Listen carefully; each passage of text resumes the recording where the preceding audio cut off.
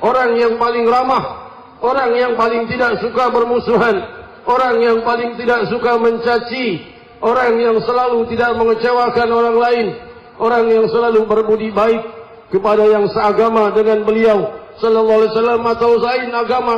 Beliau adalah pimpinan kedamaian dunia dan akhirah, Sayyidina Muhammad sallallahu alaihi wasallam. Diriwayatkan dalam Sahihul Bukhari, ketika seorang Yahudi datang ke rumah Rasul sallallahu alaihi wasallam untuk ingin tinggal di rumah Rasulullah sallallahu alaihi wasallam, maka Rasul mengizinkannya, padahal dia seorang Yahudi, orang yang berbeda agama dengan sang Nabi. Beliau tidak berkata, kau bukan muslim, tidak pantas masuk rumahku. Bukan itu Sayyidina Muhammad. Orang yang paling mulia budi pekertinya, dibiarkan pemuda itu tinggal di rumah beliau, makan minum bersama beliau dengan keyakinan yang berbeda. Demikian pimpinan kedamaian dunia wal akhirah Muhammad Rasulullah sallallahu alaihi wasallam, sampai suatu saat pemuda itu sakit dan ia pulang ke rumah ayahnya. Sang Nabi berkata, mana pemuda itu? Beliau tidak berkata, syukur orang yang non muslim keluar dari rumahku. Tidak demikian. Beliau berkata, mana itu orang Yahudi? Sakit wahai Rasul. Rasul menjenguknya. Sampai di rumah itu, dia sudah sakaratul maut. Rasul mengatakan, wahai pemuda, ucapkan la ilaha illallah. Maka pemuda itu pun melihat ayahnya yang juga agama Yahudi. Maksudnya diizinkan apa tidak oleh ayahnya untuk mengucapkan kalimat tauhid. Ayahnya terenyuh dengan budi pekerti sang Nabi, seraya berkata, ati Abul Qasim, ati Muhammad. Taati Abul Qasim, taati Muhammad sallallahu alaihi wasallam. Maka anaknya berkata, la ilaha illallah. Ia pun wafat di dalam keadaan iman. Fastanar wajhan Nabi sallallahu alaihi wasallam kanahu qit'atu qamar sallallahu alaihi wasallam. Maka terang benderang dan cerahlah wajah Rasulullah sallallahu alaihi wasallam seakan-akan belahan bulan purnama. Dari gembiranya dengan keadaan itu, hadirin hadirat, tidak lupa riwayat yang masyhur ketika Nabi sallallahu alaihi wasallam dibuatkan jebakan oleh Abu Jahal di depan rumah beliau sallallahu alaihi wasallam agar Rasul jatuh ke dalam perangkap itu. Maka di saat itu sudah perangkap dibuat agar Rasulullah masuk ke dalam lubang terperangkap. Maka tiba-tiba Rasul keluar dari rumahnya, mengagetkan Abu Jahal. Abu Jahal mundur dan jatuh ke dalam perangkapnya sendiri. Siapa yang menolong Abu Jahal? Sayyidina Muhammad sallallahu alaihi wasallam.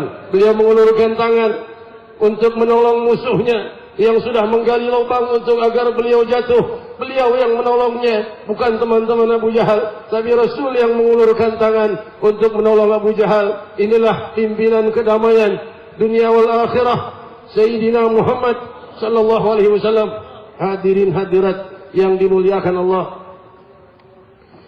diriwayatkan dalam Sahihul Bukhari, berkata Sayyidina Anas bin Malik radhiyallahu anhu ardah, bahwa hari Kamis mulai saat sakitnya Rasulullah sallallahu alaihi wasallam, hari-hari terakhir menuju hari 12 Rabiul Awal tahun 23 Hijriah, di saat itulah malam itu Rasul sallallahu alaihi wasallam yang sudah sakit demam lalu memerintahkan Sayyidatuna Aisyah istri beliau radhiyallahu anha, ya Aisyah, agimni ilal wudu.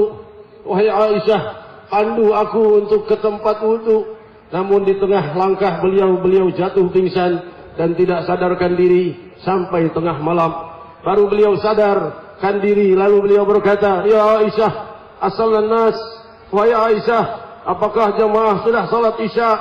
Maka Sayyidatuna Aisyah berkata, yantadirunak ya Rasulullah, masih menunggumu wahai Rasul. Mereka belum ada yang satu pun melakukan salat Isya, masih menantimu, sudah tengah malam.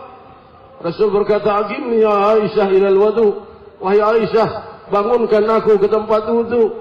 Maka sampai di tempat wudu, beliau pun roboh lagi dan jatuh pingsan dan tidak sadarkan kecuali sepertiga malam terakhir. Dan di saat itulah Rasul bangun dan berkata, ya Aisyah, asalan nas.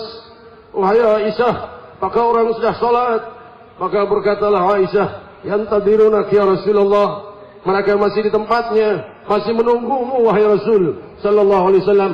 Maka Rasul sallallahu alaihi wasallam berkata, muru Abu Bakar ayusalli bin nas. Perintahkan Abu Bakar Siddiq radhiyallahu anhu untuk mengimami orang, karena aku tidak mampu keluar mengimami. Perlu kita ketahui bahwa rumahnya Rasul sallallahu alaihi wasallam hanya terpisahkan dengan tabir saja dengan Masjidin Nabawi. Jika beliau masuk, maka langsung ke mihrab. Demikian.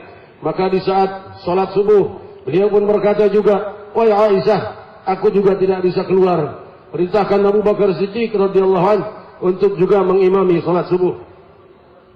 Hari sholat subuh, hari Senin subuh, itulah saat orang-orang melakukan sholat subuh. Diriwayatkan di dalam Sahihul Bukhari, Rasul sallallahu alaihi wasallam membuka tabir yang memisahkan rumah beliau dengan Masjidin Nabawi. Maka di saat itu para sahabat melihat Rasulullah sallallahu alaihi wasallam, maka mereka bertasbih dan bertakbir. Subhanallah, subhanallah. Maksudnya Abu Bakar Siddiq supaya mundur karena Rasulullah sudah masuk ke dalam posisi.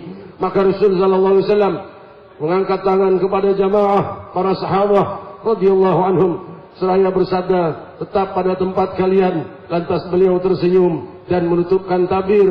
Itulah terakhir kali mereka memandang wajah Rasulullah sallallahu alaihi wasallam, karena di waktu duha setelah tersebar kabar bahwa Rasul sallallahu alaihi wasallam wafat, tepat seperti waktu sekarang ini, pengangkatan Nabi Muhammad sallallahu alaihi wasallam.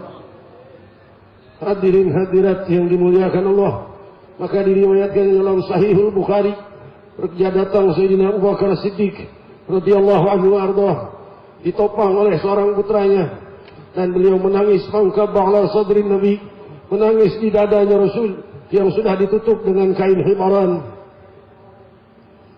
Beliau sallallahu alaihi wasallam telah wafat, menangis Abu Bakar Siddiq radhiyallahu anhu. Para sahabat berdatangan, diriwayatkan bahwa